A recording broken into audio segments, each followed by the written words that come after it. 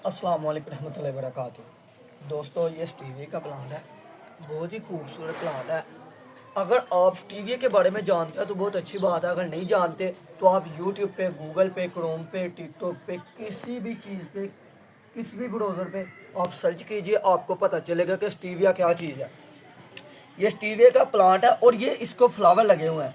इसकी मैं थोड़ा सा आपको बता देता हूँ कि ये मीठा प्लांट होता है। मसलन प्लांट मीठा कैसे होता है कि इसके लीफ जो है ना मीठे होते हैं, शुगर प्लांट भी इसे कहा जाता है।